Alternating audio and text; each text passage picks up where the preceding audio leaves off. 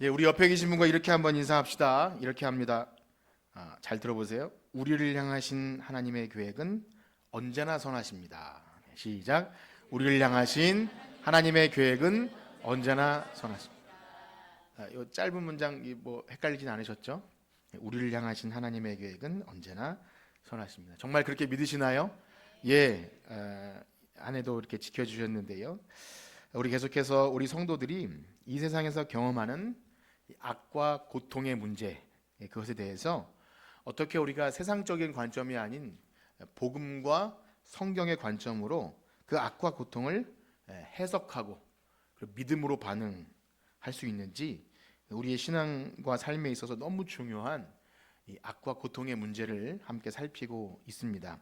말씀드린 대로 이번 시리즈는 지난 두 주와 또 이번 주, 그리고 송구영신 예배, 송구영신 예배는 12월 31일 자정에 있는 거 아시죠? 예, 그때까지 그 포함해서 4번 정도로 간략하게 이렇게 마무리 지을 것입니다. 그래서 가능하면 송구영신 예배 때까지 나오시면 그래도 나름대로, 물론 부족하지만 우리 신앙인들에게 있어서 이 고통을, 악을 어떻게 복음으로 좀 이해하고 풀어나갈 수 있을지 좀 중요한 그런 도구를 얻게 될 거라 믿습니다. 그래서 이 고난의 문제가 우리를 좌절하고 낙심하게 하는 어떤 장애물, 암초처럼 그런 것이 아니라 마치 더 하나님의 깊은 뜻을 발견하여 믿음이 성장하는 그런 뜀틀처럼 도약하는 그런 중요한 무기를 얻는 은혜의 시간 되시기를 주님의 이름으로 축복합니다. 자, 그래서 지난 시간까지 말씀드린 대로 우리는 이 악과 고통의 문제에 접근하는 데 있어서 놓치지 말아야 할 가장 중요한 끈은 바로 이것이, 물론 인간의 죄와 그 허물로 인해서 타락한 결과로 주어진 것은 분명하지만 역시 그 해답도 하나님께 있음을 잊지 말아야 한다는 그런 말씀을 드렸어요. 그래서 어떤 고통의 순간을 만난다 할지라도 하나님에 대한 시선을 절대 포기하지 않고 끊임없이 하나님께 묻고 답을 구해야 하는 것입니다. 그래서 모든 신앙의 선배들, 뭐 하박국이나 뭐 예레미야나 이사야나 모든 신앙의 선배들이 욥 포함해서 모든 고통 가운데 계속해서 하나님께 끈질기게 묻고 답을 구하죠. 하나님께서 침묵하실 때도 있고 당장 어떤 응답이 없을 수 있지만 그것을 포기하지 않습니다.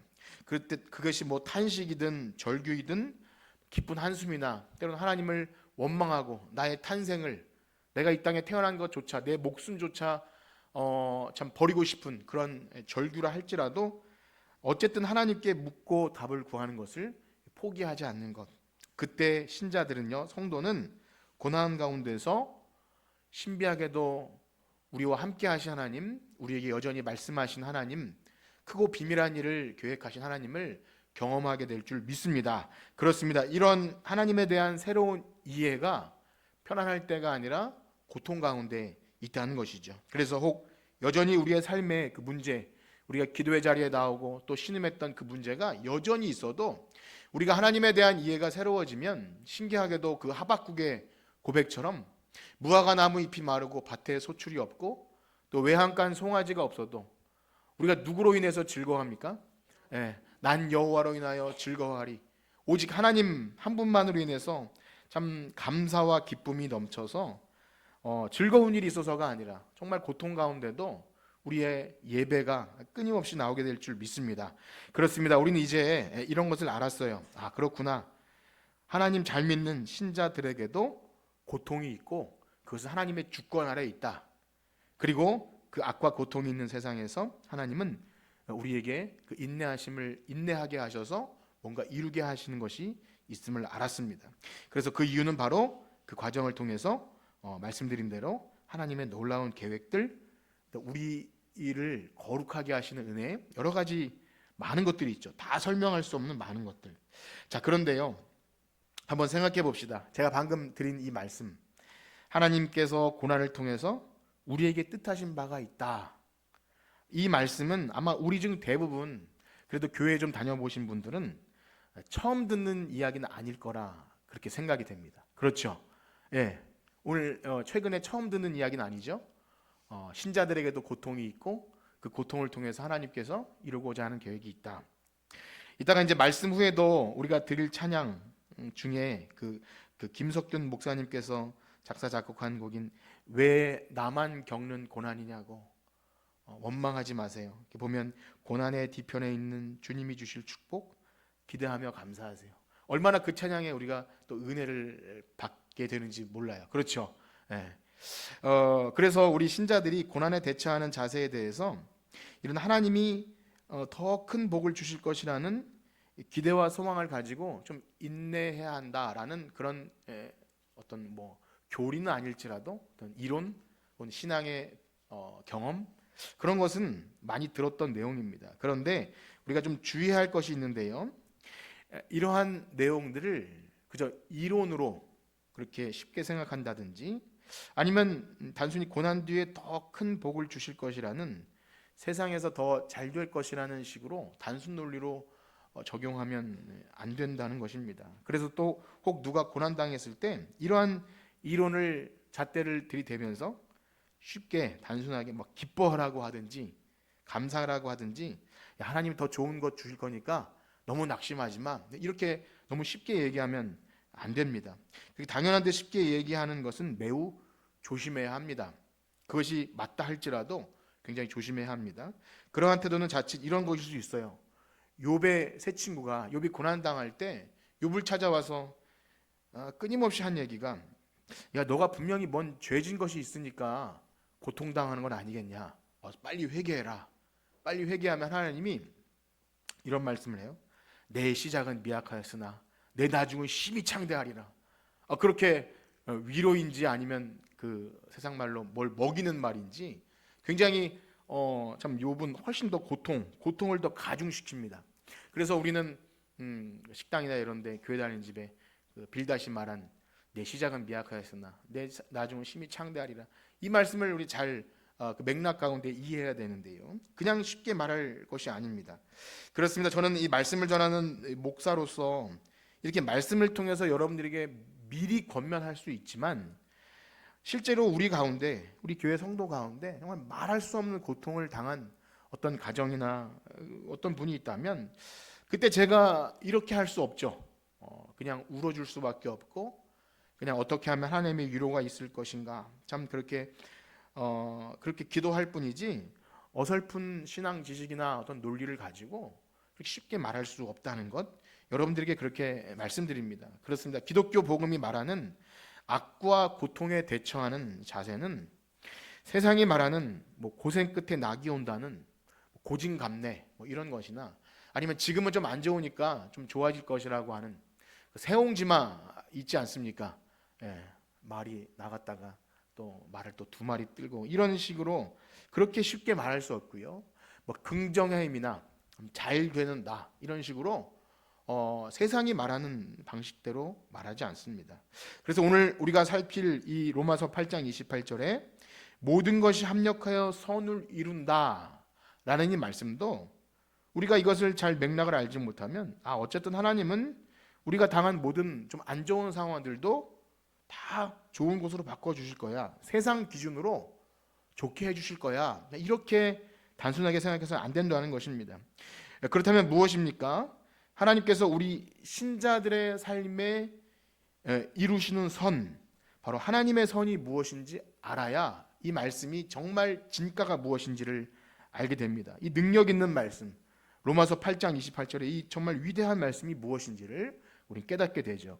다시 한번 읽어볼까요? 로마서 8장 28절 우리 한번 같이 읽어보겠습니다. 시작. 우리가 알거니와 하나님을 사랑하는 자 곧 그의 뜻대로 부르심을 입은 합력하여 선을 이루느니라. 아멘. 그러면 아멘이 되시나요? 예, 이제 우리가 송구영신 예배 때 전에 한번 말씀 뽑기를 했는데 이번에는 안 할 건데요, 만약에 이 말씀 뽑으면 얼마나 대박이라고 생각하겠습니까? 그러다가 좀 뭐 고난과 관련된 것이 있으면 고난을 주실래나 뭐 이렇게 좀 우리 스스로 그렇게 좀 무속적으로 해석하기 쉬운데요, 아마 이 말씀은 교회 안 다니는 사람들에게 이 성경 구절이 적힌 뭘 줘도 그렇게 나쁘지 않게 반응할 것 같아요. 왜냐하면 이 말씀을 안 믿는 사람들이나 기독교 신앙을 잘 모르는 사람들은 야, 괜찮아, 잘 될 거야, 그런 긍정의 힘처럼 모든 것이 다 잘 될 거야 라는 식으로 받아들일 수 있기 때문이죠. 그러나 하나님께서 여기 그의 뜻대로 부르심을 입은 자들, 하나님을 사랑하는 자 곧 그의 뜻대로 부르심을 입은 자들에게 선을 이루신다는 말씀은요, 세상이 보는 관점에서 그냥 마냥 잘 될 것이라는 그 이야기를 하는 것이 아닙니다. 소위 기복주의 신앙을 가진 사람들은 예수 믿었더니 이렇게 잘 되더라, 야, 모든 것이 합력해서 선을 이룬다, 이렇게 쉽게 이 말씀을 적용할 수 있지만 그렇지 않다라는 것이죠. 그러면 무엇입니까? 여기 로마서 8장 28절에서 말하는 합력하여 이루는 선은 정확히 말하면 하나님의 선입니다. 뭐라고요? 하나님의 선이에요. 하나님의 선. 하나님이 뜻하고 계획하시는 하나님의 선. 그것은 바로 하나님께서 우리를 부르셔서 이루고자 하는 하나님의 선한 목표가 있다는 겁니다. 우리를 사랑하는 자, 그 뜻대로 부르심을 입은 자들에게 하나님이 이루고자 하는 선한 목표가 있고 그것을 하나님이 반드시 이루시겠다는 겁니다. 그러면 여러분, 하나님이 우리를 향한 선한 계획, 목표, 그것이 무엇일까요? 다음 구절에 나옵니다. 다음 구절 한번 읽어봅시다. 8장 29절 한번 읽어볼까요? 시작. 하나님이 미리 아신 자들을 또한 그 아들의 형상을 본받게 하기 위하여 미리 정하셨으니 이는 그로 많은 형제 중에서 맏아들이 되게 하려. 아멘. 여러분, 무엇이죠? 하나님의 우리를 향한 계획이 뭐죠? 그거 말고 그 앞에 뭐죠? 아들의 형상을 본받게 하기 위해. 여러분 아셨습니까? 우리를 구원하신 목적이 아들의 형상을 본받게 하기 위함이다라는 것 아셨습니까? 어떠세요? 여기서 아들은 우리 집에 있는 아들 아니죠. 참 사람으로 오신 예수 그리스도 주님을 본받는 것이 우리를 부르신 목적입니다. 이것을 여러분들이 제가 이제 아시냐고 물어봤지만 여러분들 아시든 모르시든 이게 기독교의 구원입니다. 기독교의 구원과 밀접하고요. 무엇보다 영접하는 자 곧 그 이름을 부른 자는 하나님의 자녀가 되는 권세를 주셨다 할 때 우리의 구원, 하나님의 자녀됨의 권세가 이 아들의 형상을 본받기 위한 것과 가장 밀접하게 연결이 되어 있어요. 그래서 여러분 만약 예수를 믿고 교회 다니고 영생과 천국을 이야기하면서 이 하나님의 선한 목표와 상관없는 신앙과 삶의 태도를 보인다면 사실 그는 기독교 복음이 무엇인지 매우 희미한 상태로 세상 어떤 좋은 종교에서 죽으면 좋은 곳에 갈 것 정도로 여기는 그 정도밖에 안 됩니다. 제가 그런 유의 말씀을 드릴 때 혹 그러면 죽어서 천국 가는 거 아닙니까? 이렇게 받아들이지 마시고 기독교 복음이 말하는 너무 풍성한 이 아들의 형상을 본받기 위한 하나님의 선한 계획을 우리가 좀 알았으면 좋겠습니다. 그걸 아셔야 합니다. 너무나 근데 감사하게도요. 제가 여러분을 모른다 안다 이 차원이 아니라 너무 감사한 사실은 놀랍고 감사한 사실은 하나님은 이 선한 목표인 아들의 형상을 본받기 위한 이 일을 이루어내시기 위해서 지금 우리가 말하는 주제인 악과 고통을 포함한 우리 신앙인들의 삶에 벌어지는 모든 것을 통해서 이 선한 목표를 이루어 가신다는 것입니다. 어떠세요? 감사하죠? 모든 것이 합력하여 선을 이룬다는 것이 그런 거예요. 이 구원의 목표를 위해서 아들의 형상을 본받기 위한 이 모든 일에 때로는 악과 고통까지도 다 동원하셔서 일을 하셔요. 비록 한계를 가진 우리 인생들로는 어떻게 그것이 가능한가? 악은 악인데 어떻게 악을 가지고 선을 이루실까? 우리의 머리로는 다 이해가 안 되겠죠. 하나님의 신묘막측한 계획을 우리는 다 이해할 수 없어도 여러분 아들을 아끼지 않고 우리에게 내어주신 하나님은 이 결코 선한 목표를 실패하지 않고 이루실 줄 믿습니다. 우리 그걸 믿는 거예요. 그렇구나. 하나님이 시작하셨으니까 하나님이 끝내 이루시겠구나. 그렇습니다. 우리가 이러한 악을 통해서도 선을 이루어 가시는 하나님을 분명히 알고 믿는다면 성도들은요 악을 경험하면서도 그 하나님으로 인하여 소망을 잃지 않게 되는 줄 믿습니다. 그거예요. 그 비밀을 가지셔야 합니다. 악한 상황에서도 고통이나 환난 상에서도 보여지는 것이 아닌 하나님으로 인한 소망을 잃지 않아요. 그래서 진실로 이러한 하나님의 선한 계획을 인정하고 믿고 고백하는 성도들, 우리가 최근에 불렀던 나는 선한 주님을 믿네, 선한 주님을 믿네. 우리가 아까 인사했죠. 나를 향한 계획은 항상 선하십니다. 그것을 진짜 믿는 사람들은요, 악과 고통 속에서도 그것이, 한번 따라해 볼까요? 위장된 복. 위장된 복. 위장이 뭐죠? 위장? 뭔가 감추어지고 위장, 겉으로 보기에는 아닌데, 그래서 이런 거죠. 포장지는 고통이지만 그 속에는 복이 있는, 송구영신 예배 때 그 선물 교환을 할 것입니다. 10,000원 이하의 선물을 가져오죠. 포장지는 허름하게 하지만 그 안에 굉장히 비싼 당뇨에 좋은 약이 들어 있을 수 있는, 예를 들어 그런 기대와 소망을 가지고 여러분 송경신 예배 때 꼭 나오시고 선물 하나 가지고 오십시오. 비싼 거 말고 집에 있는 것도 괜찮습니다. 무슨 말씀을 드리는 것입니까? 고통이 포장지는 그거지만 속에 위장된 복이라는 거예요. 진짜 하나님의 선하심을 인정하는 사람들은 그러하다는 겁니다. 그래서 우리가 말씀 위에 부를 찬양, 고난의 뒤편에 있는 주님이 주실 축복 기대하며 감사한가요? 그 거사가 우리에게 이제 와닿는 거죠. 그렇습니다. 우리가 선하신 하나님을 제대로 정말 믿고 인정한다면 하나님은 우리가 경험하는 모든 악을 통해서도 결코 이 결과가 악이 아니고 선한 것을 믿기 때문에, 이 모든, 사실 로마서의 뒷부분은 그렇습니다. 악에게 지지 말고 선으로 악을 이기라는 것도 하나님이 이 모든 것을 선하게 인도하실 걸 믿기 때문에 뭐 원수 사랑이나 용서나 이 모든 것이 가능한 겁니다. 그러므로 우리는 미리 준비하고 생각해야 합니다. 미리 준비하고 생각해야 돼요. 여러분, 이 설교를 들을 때 그냥 단순히 아는 말씀이다, 혹은 그래야겠구나, 위장된 복이구나, 이렇게 좀 피상적으로 넘기지 마시고 한번 생각해 보세요. 우리가 과거에 경험했던 고통의 기억들, 우리 어떤 사람에 따라 고통을 극대화시켜서 기억할 수도 있고 또 금방 잊어버리는 사람도 있지만, 한번 생각해 보십시오. 과거의 고통 혹은 현재 여러분들이 당하는 고난, 그리고 앞으로 우리들은 우리의 삶에 여러 가지 고난을 당할 거예요.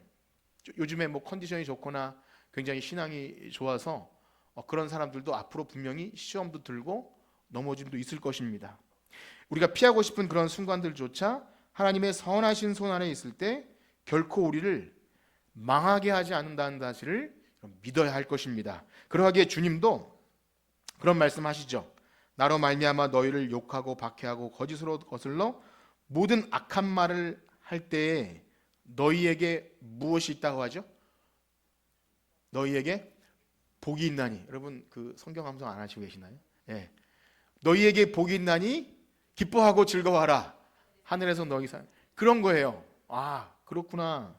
고난이 있지만 복이 있겠구나. 위장된 이 복이구나. 그래서 하나님의 선하심을 믿는 자들은 고난조차 복으로 바꾸신 하나님을 믿기 때문에, 이것은 포장지 껍데기는 고통이지만 하나님은 이것을 복으로 바꿀 거야, 이 믿음을 갖습니다. 그런데 정반대로 이 세상에서 하나님을 알지 못하고 소위 거듭나지 못한 자들은 이 땅에서 잠시 누리는 사람들이 보기에 좋은 세상의 복들을 가지고 있다 할지라도 그것은, 한번 따라해 볼까요? 위장된 저주, 위장된 저주예요. 위장된 저주. 포장지는 잠시 좋고 건강과 물질과 명예와 참 잘됐다 할지 몰라도 그것은 복으로 포장되어 있지만 사실 영원한 사망과 그것과 관련되어 있는 것이죠. 그렇습니다. 하나님을 떠난 죄인들이 이 세상에서 잠시 이 부유함과 건강함, 잘 풀리고 성공하고 덕담을 가지고 복 많이 받으세요, 잘 풀리고 대박나라, 이런 것들 혹 얻었다 할지라도 그것은 복이 아니라 잠시 죄악의 낙을 누리는 마지막에 비참한 결말로 이끌어지는 사실은 저주임을 아셔야 합니다. 그러하기에 성경은요, 우리 성도들이 이 세상 사람들이 일시적으로 누리는 그러한 잠시 누리는 위장된 저주가 아닌 정말 위장된 복을 얻게 하기 위해서 계속 이 세상에 마음을 두지 않도록 신기하게도 우리를 불편하게 하는 겁니다. 거기에 마음 두지 않도록. 이따 그것들에 대해 한 세 가지로 말씀드릴 텐데, 궁극적인 최종적인 하나님 나라에 얻게 될 복을 놓치지 않기 위해서 이 땅에서 잠시 누리는 죄악의 낙에 길들여지지 않도록 우리를 자꾸 들추시고 불편하게 하고 그렇게 하는 것이 있다는 겁니다. 자, 그렇다면 오늘 하나님께서 어떻게 그 악과 고통을 가지고 우리 신자들을 다루어 나가시는지 한 세 가지만 살피도록 할 텐데요. 먼저는 이것입니다. 고난의 때를 지날 때 한번 따라해 볼까요? 하나님과 깊은 교제를 경험하는 복을 누립니다. 네, 잘 생각해 보세요. 고통을 지날 때 하나님과 깊은 교제를 누린다. 말씀드린 대로 이것은 섣부르게 할 말은 아닙니다. 그러니까 이것을 첫 번째 뭐 이렇게 하니까 이론적으로 적용하고 누가 고통을 당하면 하나님과 교제니까 뭐 기뻐해라 뭐 이렇게 할 수 있는 건 아니에요. 이건 누가 말하지 않아도 성도 본인이 경험을 해봐야 하는 겁니다. 그렇습니다. 하나님께서 처음 인생을 지으신 목적이 좀 고상한 용어이지만 이것이 정확한 용어인데요.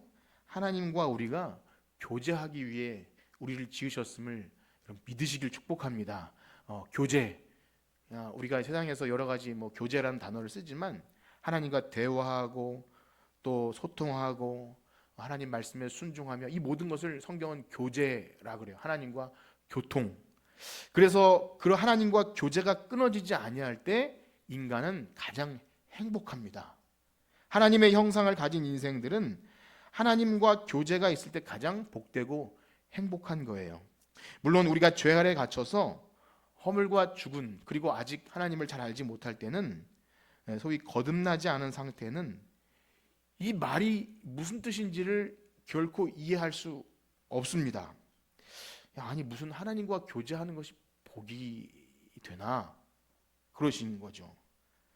그리고 하나님을 찾지도 않고 부르지도 않고요. 하나님을 인정하고 안다 해도 그 하나님이 내 삶에 간섭하는 것을 별로 기뻐하지 않아요. 이 간섭이라는 말이 맞는 거죠. 하나님 내 삶에 간섭하지 마세요. 이거 교제이거든요. 하나님과 깊은 교제인데 그걸 싫어해요. 왜냐하면 내 죄가 발견되고 내가 하기 싫은 것 해야 하고 내가 하고 싶은 죄는 못하게 하고 이러기 때문에 간섭처럼 느껴지는 거예요. 그러나 우리는 기억해야 합니다. 인생은 하나님과의 교제 안에 있을 때 가장 선하고 아름답고 복된 삶을 살게 될 줄 믿습니다. 이것은 또 구원이에요. 그것이 구원입니다. 우리가 죽어서 천국 가는 것은 하나님과의 영원토록 교제. 그래서 여러분 인생의 제일 된 목표가 뭐예요? 하나님을 영원롭게 하고 그 이름을 영원토록 즐거워하는 거예요. 이건 하나님과의 교제가 아니면 불가능합니다. 그냥 멀리 계신 하나님, 나에게 필요할 때 좋은 것만 주시는 하나님은 인격적인 교제가 없는 거예요. 그런데 하나님을 진짜 알고 깊은 교제가 있는 것이 그게 진짜 복이고 인생의 최고의 참 목적입니다. 그래서 여러분 우리가 하나님 나라 시리즈를 할 때 하나님 나라의 3요소가 뭐죠? 첫 번째는 일단 뭐 땅이 있어야겠죠. 하나님 나라 땅. 그리고 거기에 살아가는 백성이 있어야 되겠고 제일 중요한 게 뭐죠? 하나님의 다스림. 너희는 내 백성이 되고 나는 너희 하나님 되겠다. 이 교제인 거예요. 하나님께서 우리 하나님 되고 너희는 내 백성이 되겠다. 이 관계, 이 생명의 관계가 이어질 때 그게 하나님 나라입니다. 죽어서 가는 천국. 만약에 반대로 하나님 없이 아무리 근심과 걱정과 질병과 없이 먹을 것도 있고 옛날 우리 어른들이 그 황금 맨션 그래서 황금집 그것이 있다 할지라도 만약 거기 하나님이 없다면 거긴 천국이 아닌 거예요. 하나님과의 교제가 끊어진 자리는 사실 구원과 영생이 아닙니다. 여러분 그것을 반드시 이해하고 믿으시길 축복합니다. 그렇습니다. 그럼에도 이것을 알지 못하는 인생들은 다른 것에서 인생의 의미와 행복을 찾으려고 갖은 노력을 하게 되죠. 돈이든 쾌락이든 뭐 인간이 추구하는 뭐 문화 예술이나 학문이나 철학이나 종교나 그 어떤 것을 통해서도 삶의 의미를 찾고 이것이 행복이라고 말하고 싶지만 결코 그것은 우리를 행복하게 하지 못하고 영원한 저주와 사망밖에 없는 것입니다. 때로는 교회 다니는 예수 믿는 자들도 하나님과의 교제가 목적이 아니라 이 땅에서 잘 되게 하긴 건 목적으로 하나님을 도구로 삼을 때가 있어요. 그 교제를 가장한 거죠. 예배나 기도나 아니면 어떤 하나님께 헌신 봉사도 이걸 하면 내가 잘 될 거야 라는 하나님이 목적이 아니라 이 땅에서 얻는 어떤 눈에 보이는 것을 목적으로 할 때 하나님과의 교제가 목적이 아니면 결코 선을 이룰 수 없습니다. 그러므로 우리는 우리 자신에게 물어야 합니다. 여러분은 하나님과의 깊은 교제, 그래서 그것이 기쁘고 행복하다는 것을 알고 하나님과 동행하기를 원하십니까? 우리가 하는 신앙의 모든 생활, 예배와 또 물질과 헌신과 이 모든 것이 하나님과의 교제임을 알고 그것이 기쁘고 즐거워서 그 일을 하고 계시냐는 거예요. 만약에 그것이 아니라면 우리 근본으로 다시 생각해야 합니다. 내가 이것을 하는 목적이 하나님과의 교제가 아닌 다른 어떤 것이라면 하나님은 그것을 다스려 나갈 거예요. 말씀드린 대로 그렇게 우리를 그냥 내버려 두시지 않습니다. 놀랍게도 하나님은 신자들의 삶에 고통이라는 도구를 통해서 하나님과의 깊은 교제로 나아갈 수 있도록 우리를 다스려 나갑니다. 하나님을 사랑하는 자 곧 그 뜻대로 부르심을 입은 자들에게 그 일이 있다는 겁니다. 그 때로는 너무나 고통스럽고 비참해서 세상에서 살 소망까지 끊어지는 그러한 일들을 통해서도 하나님은 우리의 시선을 하나님께 집중하도록 그렇게 만드신다는 거예요. 그래서 바울도요 고린도후서에서 이같이 고백하는데요, 우리 한번 읽어봅시다. 고린도후서 1장 8절과 9절입니다. 1장 8절과 9절 시작. 형제들아, 우리가 아시아에서 당한 하지 아니하노니 힘에 겹도록 심한 고난을 당하여 살 소망까지 끊어지고 우리는 우리 자신이 사형 선고를 받은 줄 알았으니 이는 우리로 자기를 의지하지 말고 오직 죽은 자를 다시 살리시는 하나님만 의지하게 하심이라. 아멘. 어떻습니까 여러분? 많은 인생의 경험들이 있었겠지만 여기 살 소망까지 끊어질 이런 표현이 있을 정도로 정말 인생의 큰 고통을 경험해 보셨습니까? 그런데 여기 보니까 자기를 의지하지 말고 죽은 자를 다시 살리시는 하나님만 의지하게 하심이라. 그렇게 하죠. 그래서 우리가 잘 아는 119편, 70, 시편 말씀에도 보면 고난을 얘기할 때 고난은 당한 것이 내게 유익이라. 어떻게 이런 참 말도 안 되는 고백을 할 수 있을까요? 세상 사람들은 어떻게 고난이 유익이냐라고 할 수 있겠지만 정말 은혜 받은 자, 하나님을 사랑하는 자, 그 뜻대로 부르심을 입은 자들만 이런 고백을 하는 겁니다. 이거와 관련하여 굉장히 유명한 신학자인 그 C.S. 루이스라는 그 분이 이런 말씀을 했는데 제가 한번 읽어드릴게요. 우리를 지으신 하나님은 우리를 정확히 아시며 우리의 행복이 그분 안에 있음을 아신다. 하지만 하나님 외에 기댈 만한 다른 것이 있다면, 그리고 그것이 더 안전해 보인다면 우리는 하나님을 찾지 않을 것이다. 우리는 인생을 우리 자신의 것으로 여기며 그 삶이 편안하면 그분 앞에 엎드리지 않는다.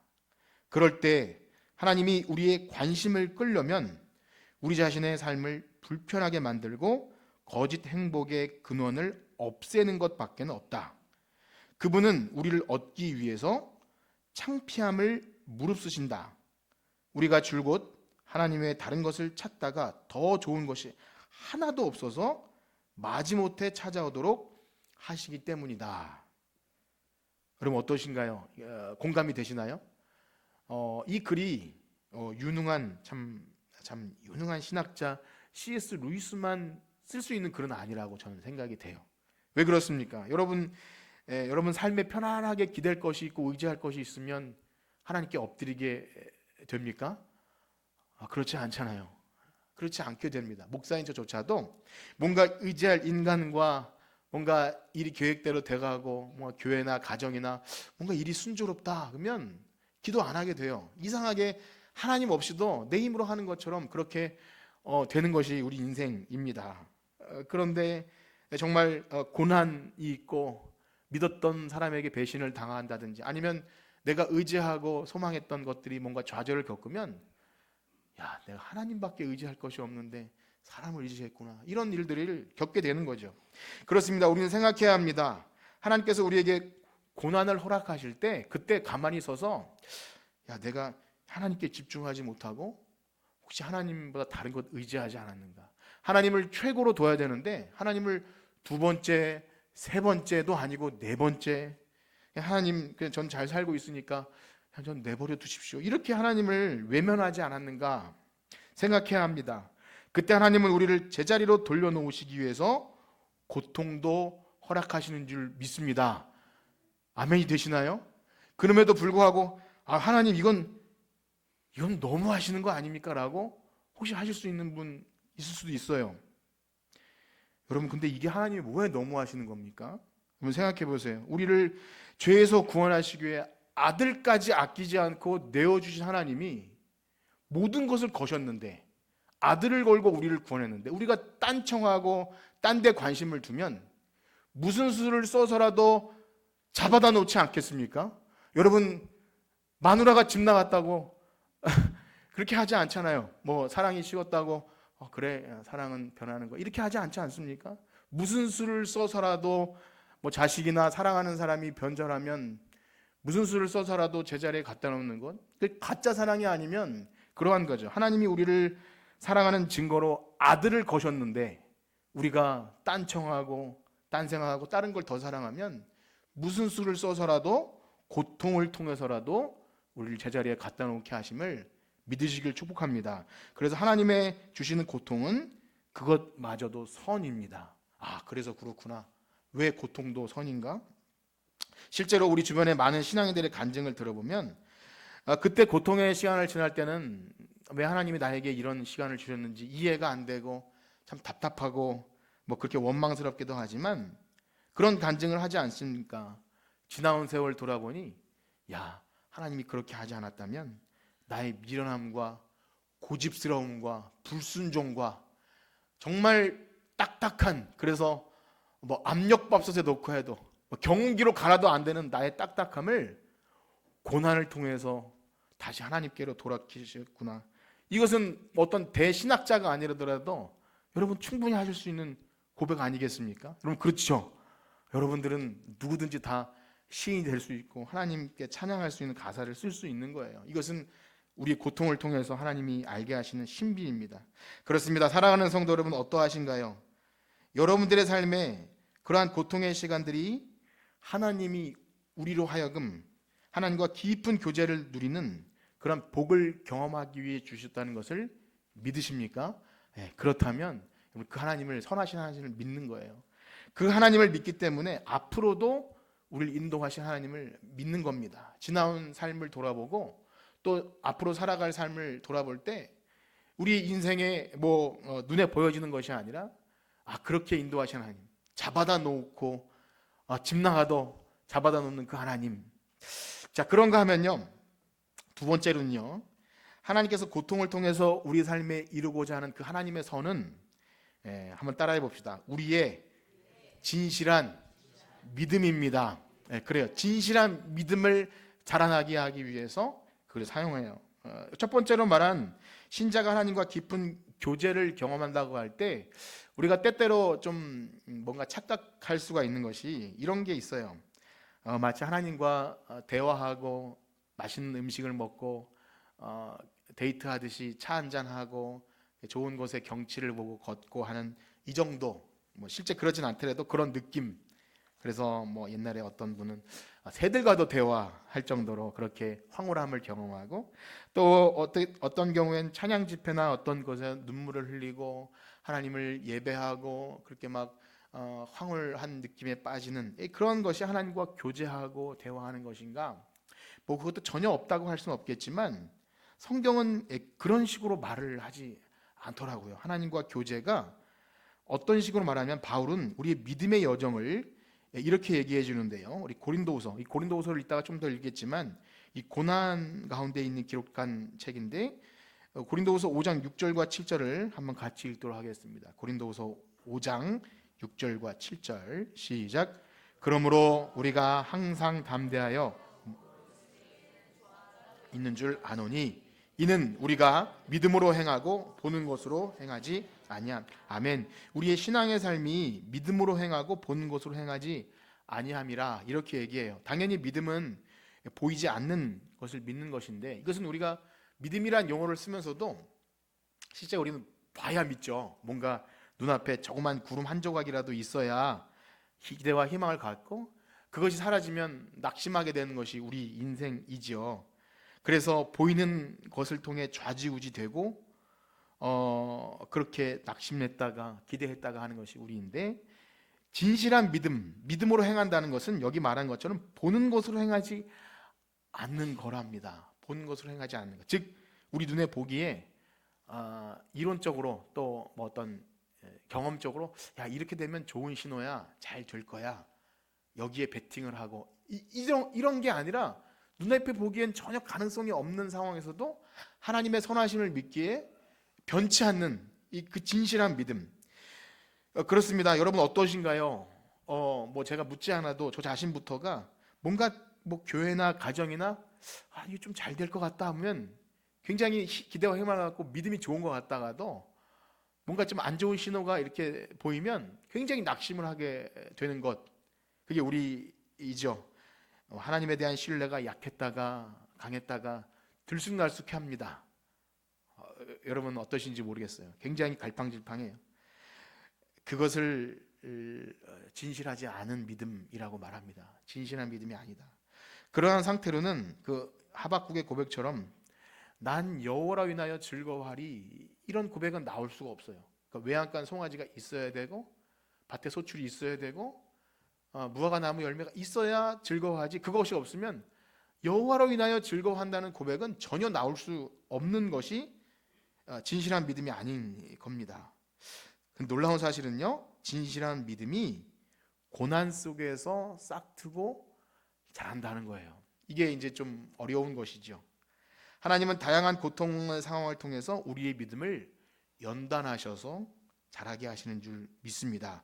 결국에는 여타의 다른 만족할 만한 상황이 더 이상 없어도 하박국의 고백처럼 정말 여호와로 인하여 즐거워하는 정도로 우리의 믿음을 진실한 믿음으로 성장시켜 나가는 것입니다. 그러면 한번 여러분에게 묻고 싶습니다. 여러분은 고통을 통해서라도 여러분의 믿음이 자라나기를 원하십니까? 네, 정말 그러세요? 네, 축하드립니다. 네, 정말 하나님 고통을 통해서도 내 믿음을 자라게 해주세요. 이 소망이 있다면 정말 그건 큰 소망인 거예요. 그런데 말씀드리면서도 제가 이것을 기록하면서도 저를 포함한 우리 모두는 하나님 저는 그 정도 믿음까지는 괜찮으니까 고통 주지 마세요라고 바라지 않는가 싶어요. 그냥 여기가 좋사오니 여기서 더 나쁘게만 하지 않으면 제가 하나님께 대한 신뢰를 저버리지 않을 것이니까 하나님 저는 그냥 이렇게 가늘고 길게 가겠습니다. 큰 시험 주지 마세요. 이렇게 저도 그렇게 간구할 때가 있는 것 같아요. 저는 도저히 못 견디니까 큰 시험 주지 마세요. 그런데 분명한 사실은 하나님은 우리에게 진실한 믿음을 원하십니다. 그리고 그것을 만들어 나가시는데요. 그리고 믿음이 견고하게 자라나서 그리스도의 날에 우리가 정말 하나님의 영광스러운 그리스도의 형상을 본받는 그런 아들의 형상을 본받는 자로 반드시 그렇게 이루실 것입니다. 그래서 한번 생각해 보십시오. 여러분들이 현재 소유한 믿음이 한 해를 지나고 또 두 해를 지나고 나이를 먹으면서 좀 성숙해지고 있습니까? 아니면 아직 많이 자라나야 합니까? 어떠세요? 지금 많이 성숙하셨습니까? 아니면 더 많이 자라나야 합니까? 더 많이 자라나야 되죠? 맞습니까? 예, 그렇편 고통이 있어야 합니까? 없어야 합니까? 있어야 돼. 하나님은 그렇게 하실 거예요. 예언을 하겠습니다. 하나님은 우리의 믿음을 자라나기 위해서 그렇게 하실 겁니다. 그래서 우리 주님 오실 때, 그리스도의 날이 이를 때 우리 온 몸과 영혼이 흠없게 보존되게 하기 위해서 다양한 방법으로 우리의 믿음을 진실하게 하실 거예요. 그래서 야고보 사도는 믿음의 시련이 우리를 인내하게 하여 온전히 만든다, 그렇게 말씀하시죠. 우리 한번 읽어봅시다. 야고보서 1장 2절에서 4절입니다. 시작. 내 형제들아, 너희가 여러 가지 시험을 당하거든 온전히 기쁘게 여기라. 이는 너희 믿음의 시련이 인내를 만들어내는 줄 너희가 알미라. 인내를 온전히 이루라. 이는 너희가 온전하고 구비하여. 아멘. 한 절 더 읽겠는데요. 역시 베드로 사도도 고난당하는 성도들에게 이 편지를 보낸 건데요. 믿음의 시험이 연단이다 이렇게 얘기하죠. 베드로전서 1장 6절과 7절 말씀입니다. 시작. 그러므로 너희가 이제 여러 시험으로 말미암아 잠깐 근심하게 되지 않을 수 없으나 오히려 크게 기뻐하는도다. 너희 믿음의 확실함은 불로 연단하여도 없어질 금보다 더 귀하여 예수 그리스도께서 나타나실 때에 칭찬과 영광과 존귀를 얻게 할 것이다. 아멘. 하나님은 고난을 통해서 우리의 믿음이 진실하도록 그렇게 자라나게 하시는 줄 믿습니다. 이것은 결코 쉽지 않은 말입니다. 이것을 쉽게 말하고 그러니 여러분 고통을 견디십시오 이렇게 쉽게 드리는 말씀이 아니라 미리 말씀드리는 거예요. 우리들의 신앙의 삶은 있을 겁니다. 그런 일이 현재 있을 수 있고 과거에도 있었고 계속 있을 겁니다. 문제는요, 이것이 우리가 이제 설교를 듣거나 성경 공부를 하거나 내가 이런 것을 알고 고백하고 이렇게 되지 않는다는 거예요. 실제 문제에 직면했을 때 우리가 들은 이 지금 여러분들이 아멘하고 그렇게 될 거를 알았던 그 사실이 작동하는가입니다. 그때 작동해서 왔구나 이렇게 여기고 막 기분 좋아서 그런 건 아니라 할지라도 어떻게 하지? 하나님 제가 이 타임이 왔습니다. 이거 어떻게 해야 됩니까? 이렇게 믿음 성장의 기회로 연결할 수 있도록 우리가 믿은 이 믿음의 지식이 잘 연결되는데 그렇지 않으면 오히려 침체에 빠지고 믿음을 잃어버리는 경우도 있는 겁니다. 잘 아셔야 합니다. 그러므로 사랑하는 성도 여러분, 우리에게 일어나는 어떤 고통의 상황도 하나님의 주권 아래에서 우리의 믿음이 진실하도록 성장하는 도구가 됨을 여러분 믿으시고 눈에 보이는 것으로 그냥 왔다 갔다 반응하기보다는 하나님께서 나를 성장시키신다 이렇게 진실한 믿음을 얻기 위해서 그때 더 엎드리시기를 축복합니다. 그렇습니다.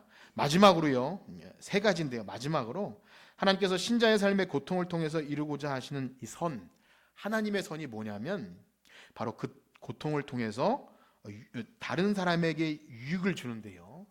유명한 용어가 있어요. 한번 따라해 봅시다. 아픔을 통한 위로자가 되게 하십니다. 아픔을 통한 위로자가 되게 하십니다.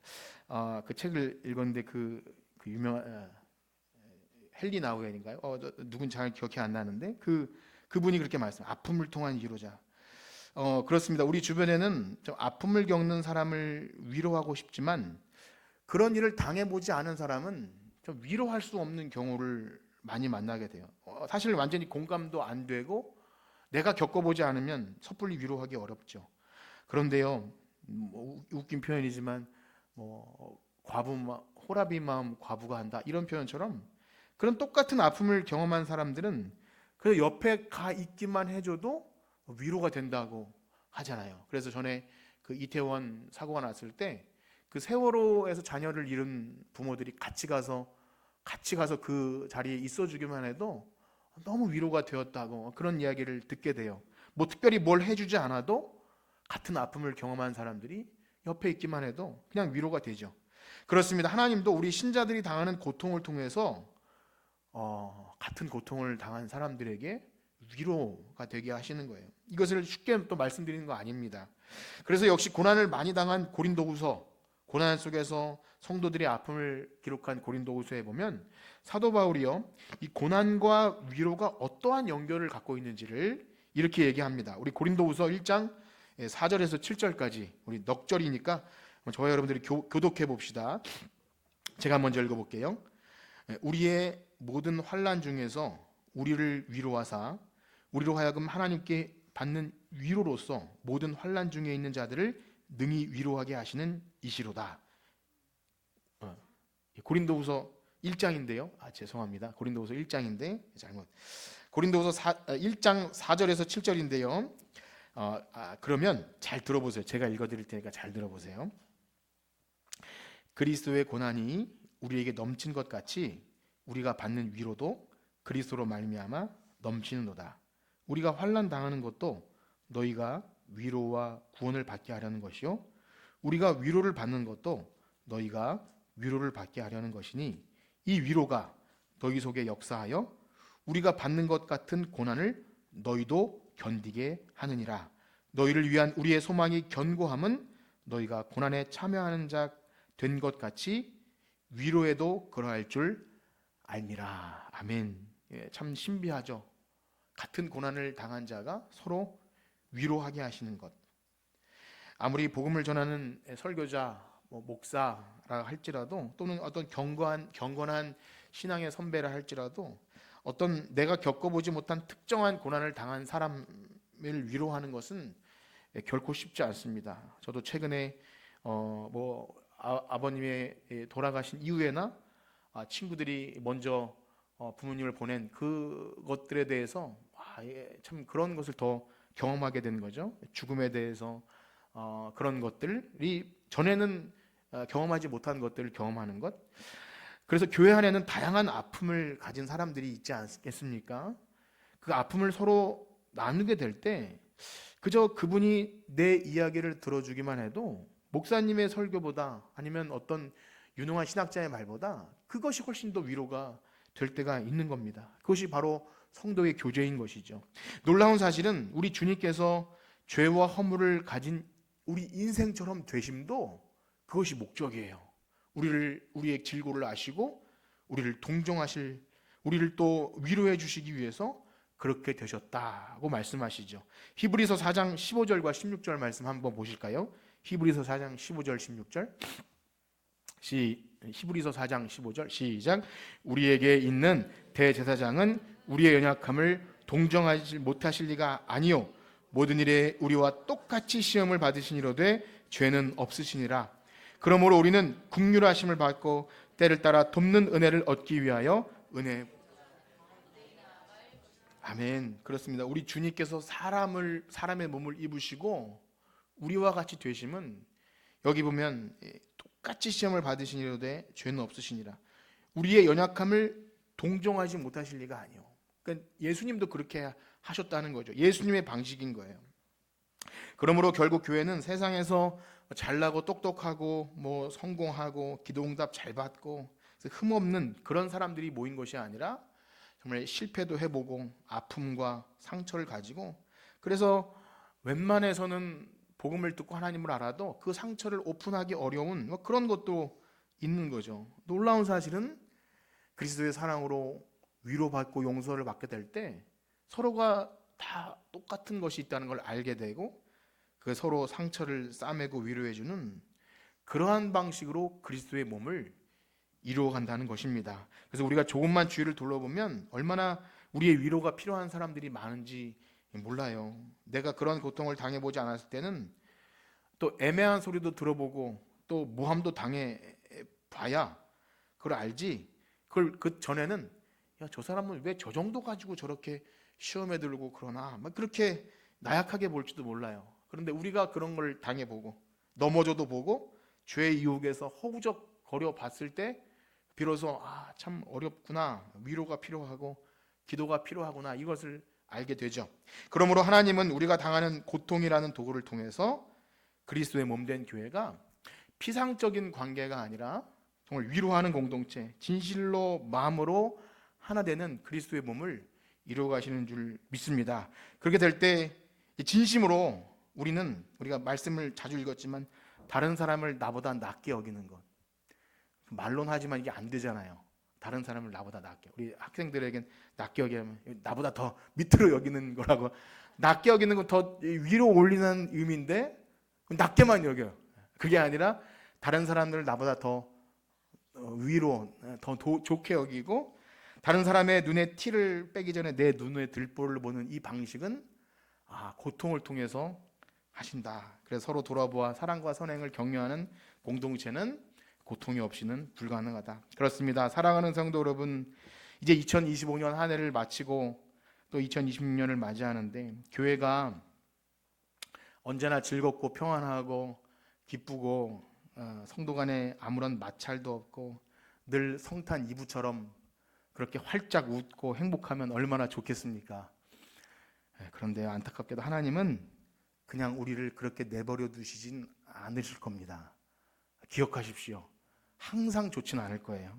적당히 선을 지키며 비즈니스 하듯이 그렇게 피상적인 관계를 가지고 진정한 한 몸이 될 수 없기 때문에 그리스도의 몸된 교회가 자기 피로 세우신 그 언약 공동체가 예수님의 찢으신 고통처럼 때로는 우리의 인격적인 결함이나 여러 가지 피할 수 없는 마찰 속에 직면하게 하심으로 우리를 고통을 주실 것입니다. 그러나 사랑하는 성도 여러분, 적당히 한 발을 교회에 담고 있다가 상처를 받으면 언제든지 빠져나갈 수 있도록 엉거주춤하지 마십시오. 그것은 여러분들의 신앙에 아무런 성장을 이루지 못합니다. 위로도 안 되고요, 믿음의 성장도 없고, 그리고 우리의 삶에 거룩을 이뤄가는 것도 있지 않습니다. 그러나 놀라운 사실은 비온 뒤에 땅이 굳어지듯이 믿음의 시련을 통해서 하나님이 우리의 신앙을, 믿음을 견고하게 만들어 줄 때 우리의 믿음이, 이 믿음의 확실함이 불로 연단하여도 없어질 금보다 귀한 그러한 그리스도 예수께 오실 때에 칭찬과 영광과 존귀를 얻는 하나님의 형상을 본받는 그러한 여러분들도 만들어 가실 줄 믿습니다. 저는 바라기는요, 우리 믿음의 식구들이 그렇게 고난 가운데도 성장하고 그렇게 한 분도 빠짐없이 주 예수의 날, 그리스도의 날에 온몸과 영혼이 힘없게 주님께 드려지는 하나님의 자녀로 드려지는 저와 여러분들 되시기를 주님의 이름으로 축복합니다. 아멘. 기도하겠습니다. 하나님 아버지, 고통은 싫습니다. 나에게 일어나지 않았으면 좋겠습니다.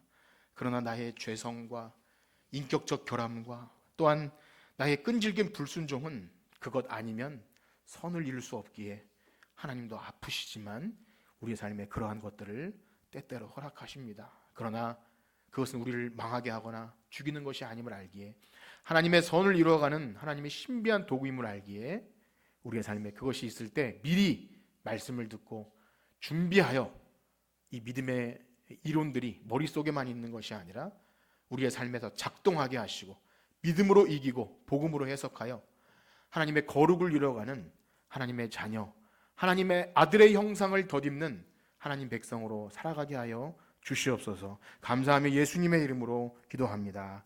아멘.